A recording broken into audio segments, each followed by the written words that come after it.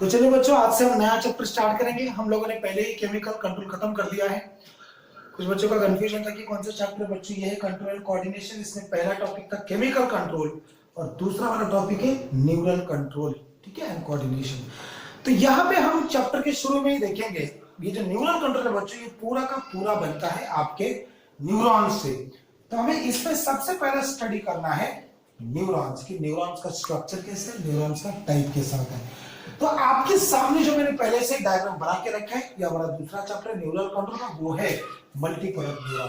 तो न्यूरॉन के अंदर दो पार्ट होता है बच्चों। ये पार्ट है, this part is called cyton और cell body, and this part is called as what, axon, ठीक है।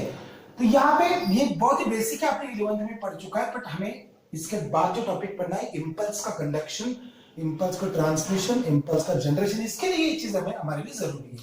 तो साइटोन के अंदर क्या होता है, डेंड्रॉन्स होता है, डेंड्राइट्स होते हैं, साइटोप्लाज्म है, न्यूक्लियस है, नेजल ग्रैन्यूल्स होते हैं जो प्रोटीन सिंथेसिस से रिलेटेड होते हैं। Nissl granules are nothing but the fragmented endoplasmic reticulum, ये होते हैं नेजल ग्रैन्यूल्स। इसके बाद इलोंगेटेड प्रोसेस एक्सॉन है, उसके अंदर एक्सोप्लाज्म है।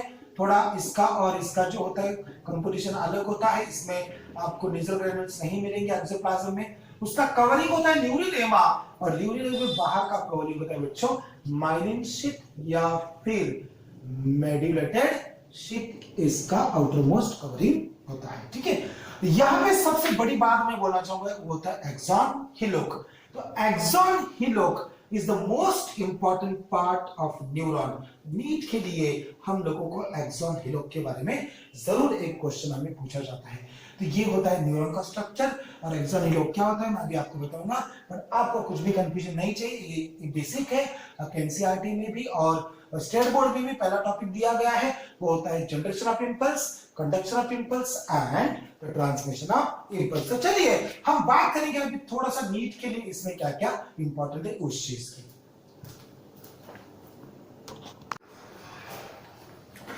तो यहाँ पे मुझे ये चीज बोलनी है कि डायग्राम में नीट का ऐसा कौन सा क्वेश्चन है जो हमें देखना है बच्चों। तो ये होगा axon hillock. What is axon hillock? The highest, the most sensitive part of the neuron in which impulse is generated, वो होता है एक्सॉन हिलोक। तो आपको अगर पूछेंगे तो न्यूरॉन का ऐसा कौन सा पार्ट है वो ज्यादा सेंसिटिव, जहां पे इंपल्स क्रिएट होते हैं, जहां पे ज्यादा आपको चांसेस है कि इंपल्स बनता है, वो जो रीजन होता है that is region between the cell body and the axon, दोनों का रीजन होता है। ये हो गई एक बात। दूसरा बात इसमें होता है कि which cells of the neuron are going to secrete myelin or medullated sheath? Your answer is going to be nucleus of Schwann cells। तो ये जो Schwann cells होते हैं उनका न्यूक्लियस माइलिन शीथ को जनरेट करता है, ये हमें याद रखना है।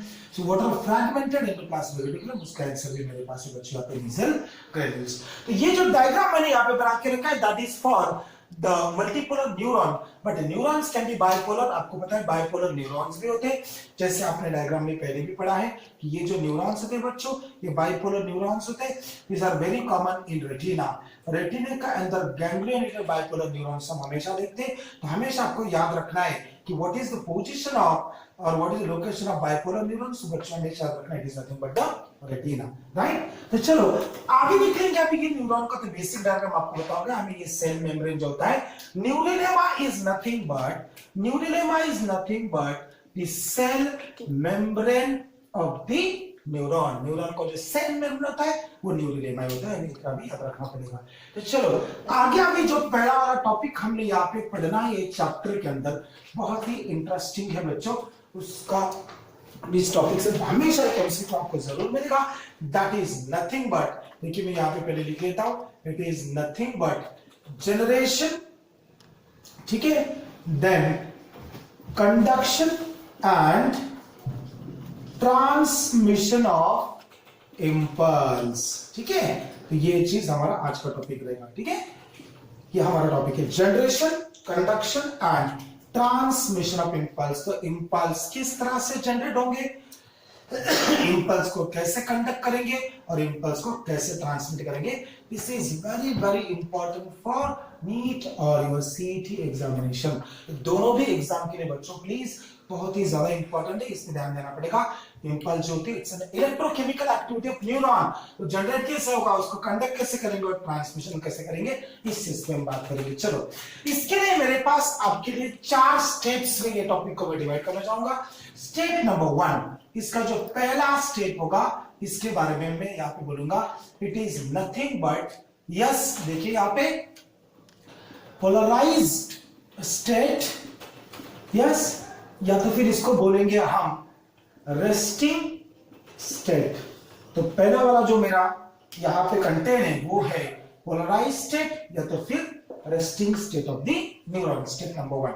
तो क्या होता है, चलिए हम एक काम करते हैं, एक न्यूरॉन को पकड़ लेते हैं, इसमें माइलिन शीट नहीं बनाऊंगा मैं।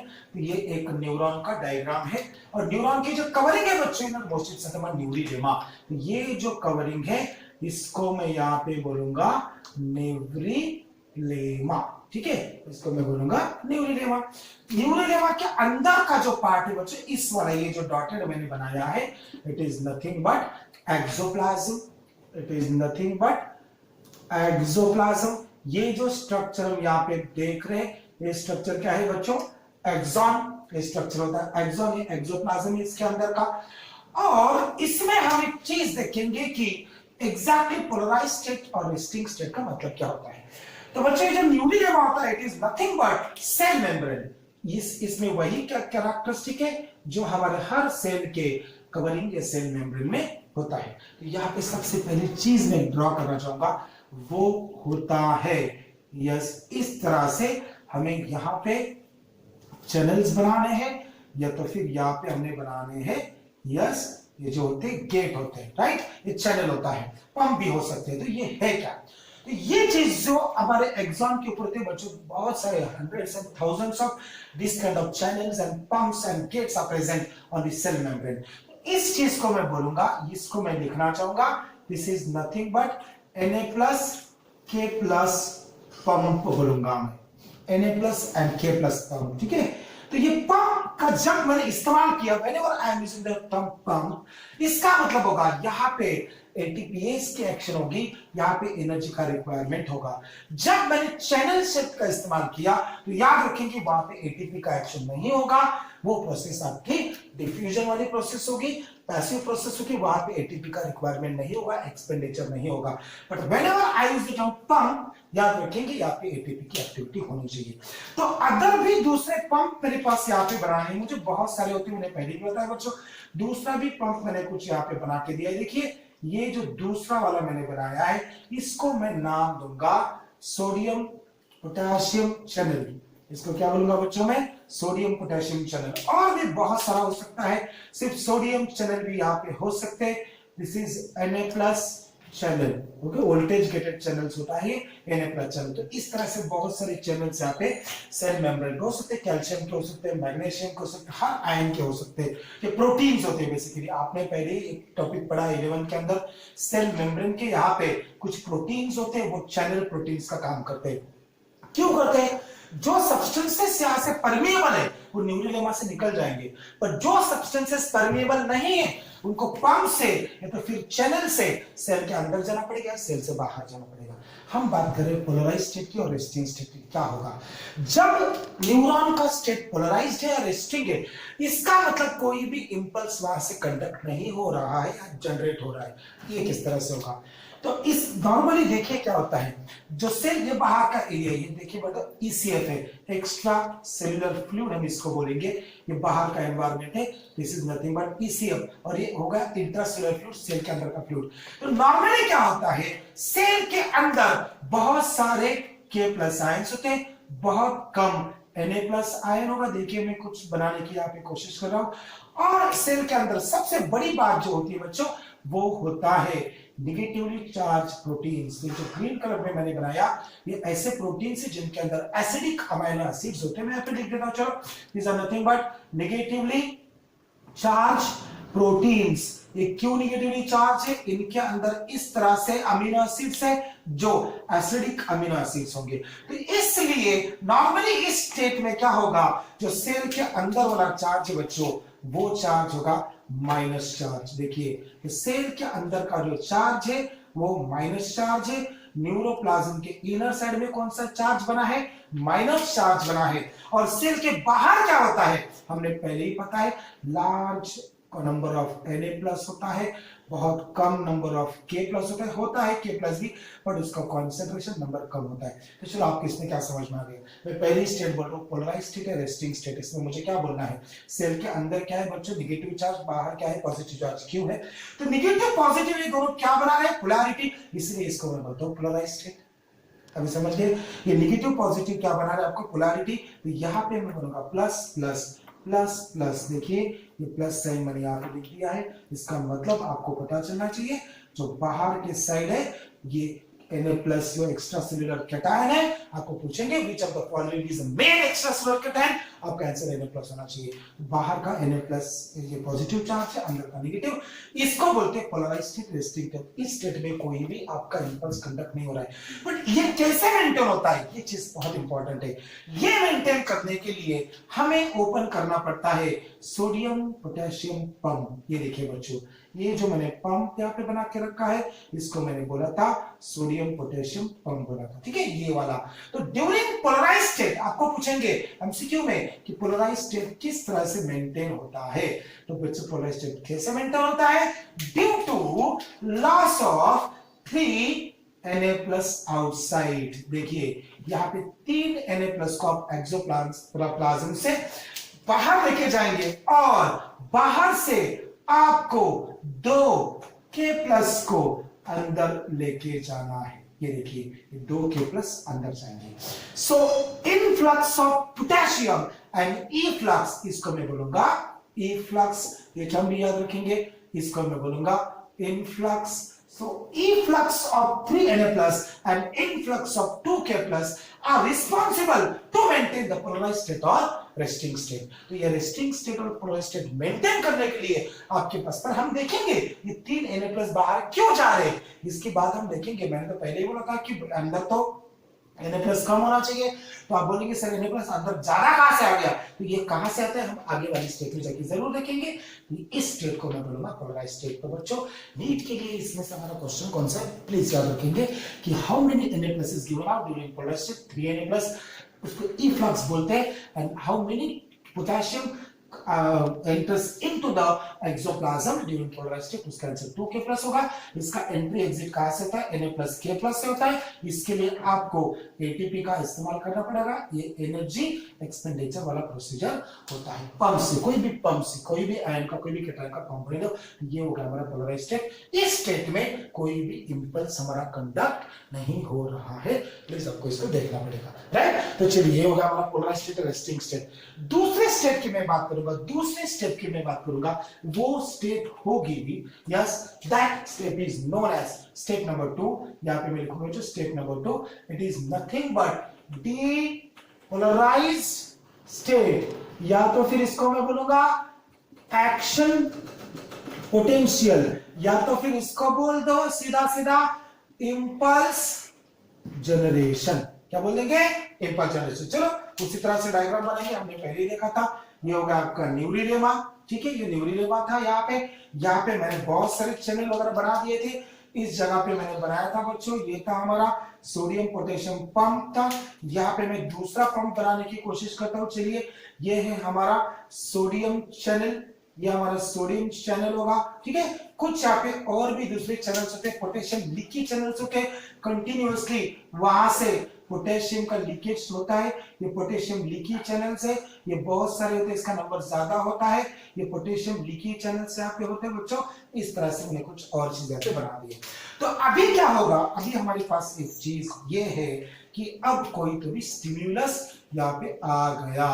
क्या आ गया बच्चों, स्टिम्युलस। जैसे स्टिम्युलस किसी भी टाइप का हो सकता है, तो ये हो गया मेरा स्टिम्युलस, इस तरह से न्यूरॉन के ऊपर आ गया, राइट। तो जैसे ही स्टिम्युलस न्यूरिलेमा के अंदर जाएगा तो क्या होगा, न्यूरिलेमा में स्टिम्युलस आने की वजह से आपका ओपन हो जाएगा। ये मैंने पहले क्लोज करके रखा था पहले वाले डायग्राम में, अब ये ओपन है। तो ओपन क्या हो जाएगा बच्चों, इसको मैं बोलूंगा सोडियम आयन चैनल। इसको मैंने क्या बोला, सोडियम आयन चैनल। तो जैसे सोडियम आयन बच्चों इस टाइम पे ये चैनल आपका बंद हो जाएगा, this is going to be close now, ये आपका क्लोज हो गया। ये क्या था, पंप था, ये भी क्लोज हो गया। तो अभी क्या ओपन होगा, सोडियम आयन चैनल। जैसे ही सोडियम आयन चैनल ओपन हो जाएगा, बाहर वाला Na+ अंदर आना शुरू हो जाता है। और यहाँ पे बच्चों ये जो लीकेज चैनल्स होते हैं वो K+ के होते हैं, इसका में कोई टेंशन नहीं है। ये थोड़ा बहुत K+ के लिए परमिएबल होता है, याद रखेंगे। अभी मैं बात करूंगा depolarised action potential impulse generation की। तो बच्चों अभी क्या हो रहा था, बाहर कौन सा चार्ज था मुझे बताइए। बाहर वाला चार्ज हमारे पास कौन सा है, प्लस वाला चार्ज है, राइट। बाहर वाला चार्ज प्लस वाला है, अंदर वाला चार्ज कौन सा है अपने पास, अंदर वाला चार्ज बच्चों हमारे पास माइनस वाला है। ये देखिए अंदर वाला चार्ज माइनस वाला है। बट अभी थोड़ा सा बात अलग हो जाएगी। क्या हो जाएगी, जैसे ही स्टिमुलस यहाँ पे आया, आपका ये पंप बंद हो गया और ओपन हो गया सोडियम आयन चैनल, सब जितने भी है। तो ये धीरे धीरे ओपन होता है, झट से ओपन नहीं होता है, स्लोली स्लोली ओपन होता है। इसके पीछे भी बहुत अलग अलग रीजन होता है बच्चों। एक मिली वोल्टेज में भी उसका क्या क्या वैल्यूज होगा, ग्राफिकली भी आपको समझा दूंगा कि कितना टाइम उसको लगता है ये सब चीज करने में, आखिर में ग्राफिकल रिप्रेजेंटेशन देंगे। तो अब अगर स्टिमुलस से सोडियम चैनल ओपन हो गया तो बाहर वाला सोडियम अंदर आ जाएगा, तो अंदर जो है पॉजिटिव चार्जेस बढ़ जाएंगे और अंदर हो जाएगा आपका प्लस वाला चार्ज और बाहर की साइड में हो जाएगा माइनस वाला चार्ज। तो बच्चे देखो अभी क्या हो गया, बाहर माइनस हो गया और अंदर हमारा क्या हो गया, प्लस हो गया। तो ये स्टेट पोलराइज के क्या है, एग्जैक्टली अपोजिट है। अभी यहाँ पे पोलैरिटी क्या हो गई, लास्ट हो गई। There is no polarity as such that was there in the previous diagram. तो इसके लिए इसको मैंने बोलते हैं डीपोलराइज्ड स्टेट। जो पोलराइज्ड स्टेट थी हमारी वो चेंज हो गई, इसके लिए बोलते हैं डीपोलराइज्ड स्टेट। ये देखिए ये पोलराइज्ड स्टेट हमारी चेंज हो गई। तो अभी आगे क्या होगा, तो अभी बाहर माइनस हो गया, अंदर प्लस हो गया। ये क्यों हो गया, क्योंकि बाहर जो चार्ज था बच्चों वो पहले प्लस था, अभी सोडियम चैनल का कंसंट्रेशन वहां पे कम हो गया, तो जब से यहाँ पे चला है कहां पे, एक्सोप्लाज्म। ये जो प्लस है, ये जो प्लस है इसको क्या करेगा, ये प्लस इसको माइनस करेगा, याद रखेंगे बराबर। ये प्लस इसको, ये माइनस को भी प्लस कर देगा और ये प्लस इसको प्लस कर देगा। तो इसका मतलब क्या हो जाएगा, अभी देखिए चार्जेस कैसे शिफ्ट होते रहेंगे। अब ये माइनस, यहाँ पे ये माइनस हो जाएगा और ये जो है यहाँ पे प्लस हो जाएगा। देखिए तो अभी इस तरह से यहाँ पे वापस प्लस होगा, यहाँ पे वापस माइनस हो जाएगा। तो मतलब ये इंपल्स भी कंडक्ट हो रहा है। तो हमारे तीसरी स्टेप है कंडक्शन ऑफ इंपल्स। तीसरी स्टेट कौन सी बच्चों, कंडक्शन ऑफ इंपल्स। इस तरह से ये देखिए ये कंडक्ट हो रहा है, अभी इस तरह से कंडक्ट हो रहा था, राइट, समझ लीजिए इस तरह से कंडक्ट हो रहा है। तो ऐसे ही ये कंडक्ट होते होते आगे निकल जाएगा न्यूरॉन के एंड तक, जहां पे हम देखेंगे सिनेप्स। समझ रहे बराबर से। तो देखिए इंपल्स किस तरह से जनरेट हुआ था, डीपोलराइज्ड स्टेट क्या होती है, कंडक्शन किस तरह से, वो भी मैंने बता दिया। आखिरी वाली चीज सिर्फ इसमें रहती है ट्रांसमिशन इंपल्स, वो हम अगले वाले वीडियो में जरूर देखेंगे। तो बच्चों आज मैंने यहाँ पे नया चैप्टर स्टार्ट किया है न्यूरल कंट्रोल, जो कंट्रोल कोऑर्डिनेशन बहुत इंपॉर्टेंट पार्ट है। इसमें मैंने आज आपको शुरू किया, तो आप लोगों को यहाँ पे सब पता चल गया। हम ट्रांसमिशन ऑफ इंपल्स अगले वीडियो में अच्छे से देख लेंगे, राइट। तो प्लीज आप ये डायग्राम्स को अच्छे से फॉलो करो, नीट के लिए बहुत ही ज्यादा इंपॉर्टेंट है। यहाँ पे Na+ चैन का ओपन होना, ये पोलैरिटी का अपोजिट होना, रिवर्स होना, और ये जो सर्कल बना है ये इसको कंडक्ट होना, ये भी इसको इंपॉर्टेंट है। आगे जो हम देखेंगे ट्रांसमिशन ऑफ इंपल्स, उसके लिए हमें सिनेप्स के बारे में पढ़ना पड़ेगा। Thank you very much. अगले वीडियो में हम सिनेप्स देखेंगे।